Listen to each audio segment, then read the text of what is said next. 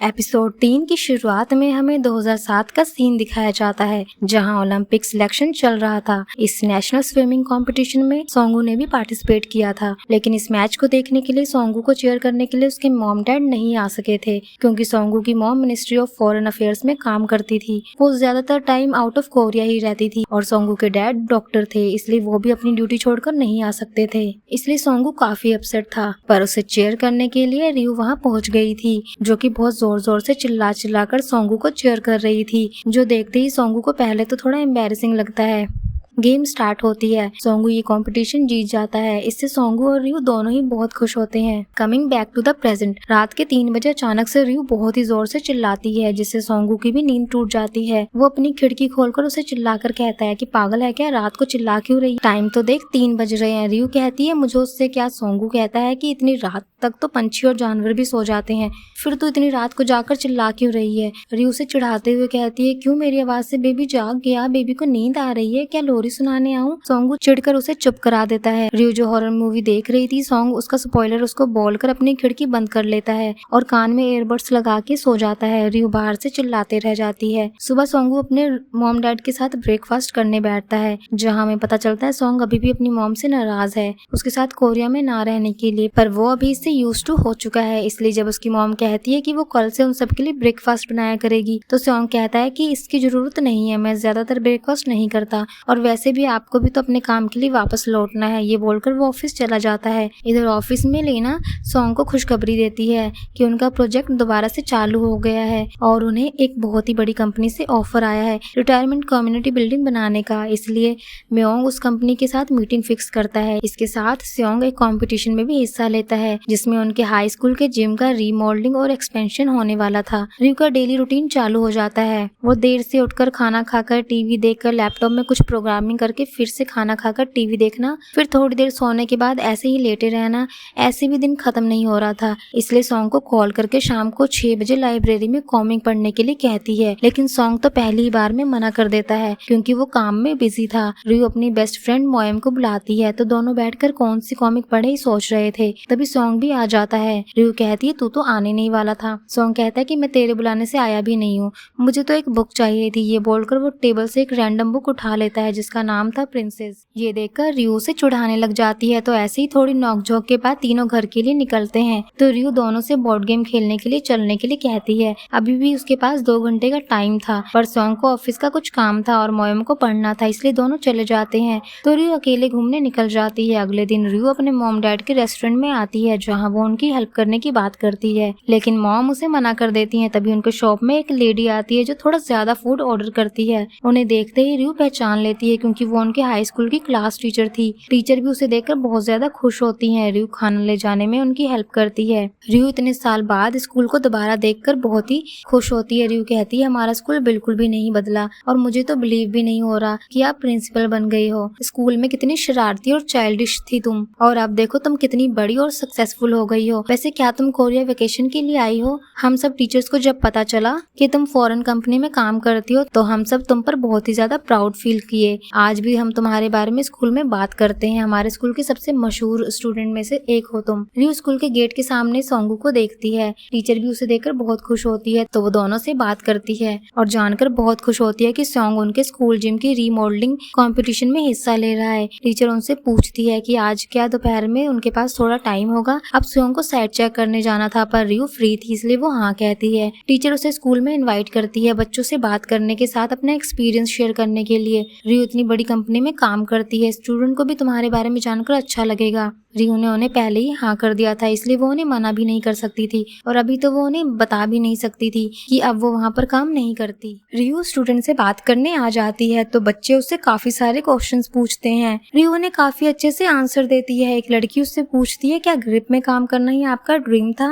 रियू कहती है पता नहीं, मैंने कभी सोचा नहीं इस बारे में। वो पूछते हैं कि फिर हाई स्कूल में आपका क्या ड्रीम था? रियू सोच में पड़ जाती है। वहीं इधर स्कूल जिम में सोंग को देखते हैं, जिसे स्विमिंग पूल देखकर अपना पास्ट याद आ रहा था, इसलिए वो काफी सैड लग रहा था। जब रियो बाहर आती है तो उसे स्योंग मिलता है। स्योंग उससे बात करने की कोशिश करता है, लेकिन रियो तो काफी अपसेट लग रही थी। स्योंग उसे अपने साथ कहीं जाने के लिए कह रहा था। रियो कहती है कि उसे अभी कहीं नहीं जाना, उसे बस थोड़ी शांति चाहिए। ये बोलकर वो उसे इग्नोर करके जाने लगी थी। तभी स्योंग उसकी गर्दन पकड़ के उसे रोकता है और उसे अपने साथ ले जाता है। तो दोनों स्कूल के पीछे पेड़ के पास जमीन में दबाए हुए अपने टाइम कैप्सूल ढूंढ रहे थे। इसमें 10 साल पहले इन्होंने कुछ लिखा था अपने 10 साल बाद के सेल्फ के लिए। रियो का बिल्कुल भी इसे ढूंढने का मन नहीं था, क्योंकि वो अभी बहुत एम्बेरस थी, क्योंकि टीचर को उसने सच नहीं बताया था और स्टूडेंट को भी बेशर्मों की तरह लेक्चर देकर आ गई थी। सॉन्ग बोलता है, इसमें एम्बेरस होने वाली क्या बात है? तुमने 10 साल से भी ज्यादा ग्रिप में काम किया है, काम करके वहाँ जो एक्सपीरियंस लिया वही तो तुमने स्टूडेंट्स को बताया होगा, इसलिए इसमें कुछ गलत नहीं है। पर रियो अब बिना कुछ बोले घर के लिए निकल जाती है। सॉन्ग भी टाइम कैप्सूल ढूंढना बंद करके उसके पीछे जाता है, पर घर पर भी उसके लिए कोई काम नहीं था,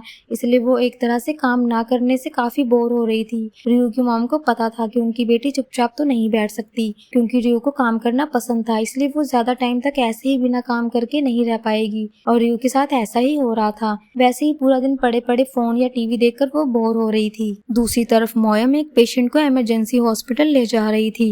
रास्ते में बहुत ज्यादा ट्रैफिक था एंड लोग उसकी बात नहीं सुन रहे थे, पर सामने एक कार में दानो था जो आगे की सारी कार वालों को पेशेंट के बारे में बताकर रास्ता क्लियर करवाता है। मोयम उसका चेहरा तो नहीं देख पाती, पर उसके शर्ट पे आई लव यू लिखा हुआ था, बस वही देख पाती है। इधर स्योंग गया था उस कंपनी से बात करने के लिए जो लोग रिटायरमेंट कमेटी बिल्डिंग बनाने वाले थे। उनका बजट भी 2 बिलियन वॉन का था। वो लोग स्योंग को एक दूसरे आर्किटेक्ट का डिजाइन कॉपी करने के लिए कह रहे थे। स्योंग बिल्कुल भी ये नहीं करना चाहता था, वो उन्हें साफ इनकार कर देता है, पर उसका पार्टनर म्योंग इस प्रोजेक्ट को करने के लिए कह रहा था, क्योंकि इससे उन्हें काफी अच्छे पैसे मिल सकते थे।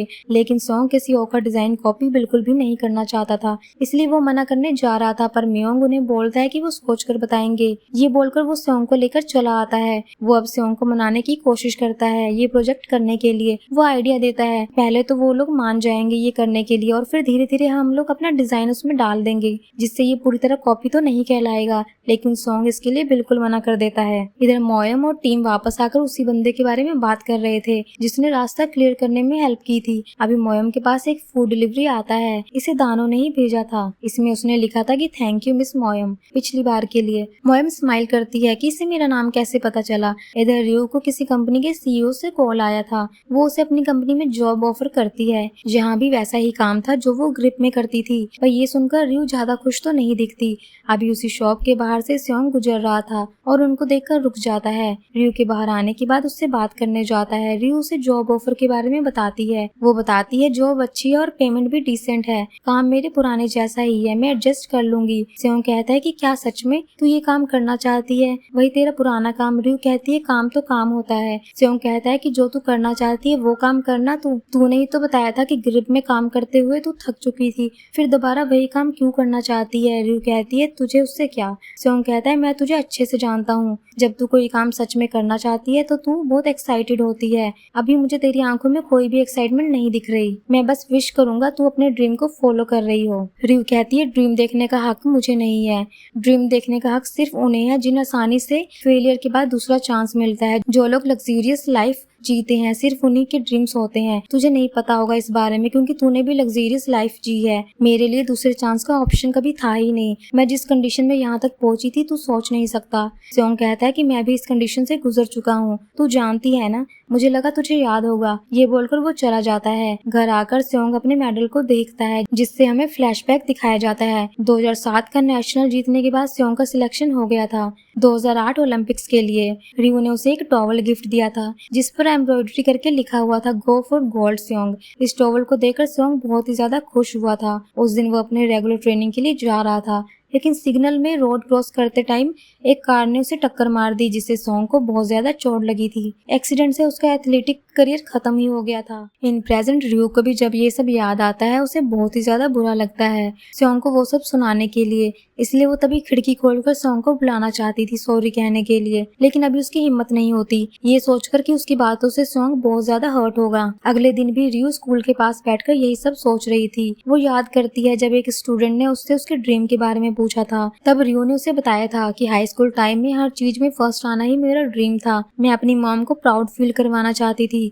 सारे लोग मुझे पहचाने, मेरी तारीफ करें। मेरे ड्रीम में उस समय बस यही था। पर अब जब मैं उस बारे में सोचती हूँ तो मुझे मेरे लिए बहुत बुरा फील होता है, क्योंकि मैंने दूसरों का वैलिडेशन पाने के लिए खुद पर ही ध्यान नहीं दिया। तभी रियो के फोन पर इंटरव्यू का मैसेज आता है, जिसे देखकर रियो सोच में पड़ जाती है। रात को स्कूल के प्रिंसिपल कचरा फेंकने बाहर आती है। तभी वो स्कूल के पीछे रियो को देखती है, जो पेड़ के पास से मिट्टी हटा रही थी। दोनों अचानक से ही एक दूसरे को देखकर डर जाते हैं। तो प्रिंसिपल उसे अपने ऑफिस ले जाती है। वो पूछती है कि वो अकेले पेड़ के पास क्या कर रही थी। रियो बता देती है कि वो टाइम कैप्सूल ढूंढ रही थी, जिसे उसने 10 साल पहले वहीं पर छुपाया था। फिर वो टीचर को सॉरी कहती है उनसे झूठ बोलने के लिए, जहाँ वो उन्हें सच बता देती है कि उसने अपनी जॉब छोड़ दी है। प्रिंसिपल उसके फैसले को सपोर्ट करती है और जो उसने फैसला किया है अपने दिल की सुनकर उसे फॉलो करने के लिए कहती है। प्रिंसिपल उसे बताती है कि शायद सॉन्ग भी यहाँ पूल के पास ही है, तो तुम उससे मिल सकती हो। रियो फिर सॉन्ग से मिलने पूल के पास जाती है, जहाँ सॉन्ग तो उसका लेटर पढ़ रहा था, क्योंकि उसने टाइम कैप्सूल निकाल लिया था। सॉन्ग जोर जोर से उसका लेटर पढ़ रहा था। रियो एम्बैरेस्ड फील कर रही थी, इसलिए वो उसके पीछे भागती है। फिर सॉन्ग टाइम कैप्सूल लेकर पूल में कूद जाता है और उसे पानी में आकर टाइम कैप्सूल लेने के लिए कहता है। सॉन्ग जानता है रियो स्विमिंग नहीं कर सकती, तो सॉन्ग कहता है कि शायद तू नहीं जानती, पर स्विमिंग छोड़ने के बाद आज अभी पहली बार मैं पूल के अंदर आया हूँ और अभी मुझे बहुत अच्छा लग रहा है। और क्या तुझे याद है एक्सीडेंट के बाद जब मुझे पता चला कि अब मैं स्विमिंग नहीं कर सकता, तब मैंने अपने आप को महीने तक रूम में बंद कर लिया था। इससे फ्लैशबैक शुरू होता है। सॉन्ग उस एक्सीडेंट के बाद डिप्रेशन की जैसी हालत में था, बट रियो कभी भी उसे अकेला नहीं छोड़ती थी। वो हर टाइम उससे मिलने, उससे बात करने आती थी। उसका मूड ठीक करने के लिए उसके फेवरेट कॉमिक्स लेकर आती थी और सॉन्ग उसे रूम से बाहर भगा देता था और डोर लॉक करके फिर से अपसेट होकर लेट जाता था। रियो उसके रूम की चाबी लेकर उसके रूम में आ जाती। सॉन्ग उससे चाबी लेकर उसे निकाल देता है, लेकिन रियो तो फिर भी नहीं रुकती। वो सीढ़ी लगाकर उसकी खिड़की में आ जाती है। अचानक से सॉन्ग की खिड़की खोलने की वजह से वो डर के गिरने वाली थी, लेकिन सॉन्ग उसे पकड़ लेता है। फिर रियो उसके रूम में आ जाती है। सॉन्ग तो उस पर चिल्लाता है और कहता है कि क्या तू पागल हो गई है, इतनी हाइट से गिरती तो मर जाती। रियो भी उसे गुस्से में कहती है कि फिर साले तूने दरवाजा क्यों लॉक किया, अभी मैं मर जाती। सॉन्ग कहता है एक तो अभी मैंने तेरी जान बचाई और तू मुझे गाली दे रही है। रियो फिर से चिल्लाकर कहती है कि अगर मैं पागल हूँ तो तू जंगली है साले। सॉन्ग कहता है बकवास बंद कर, घर चली जा।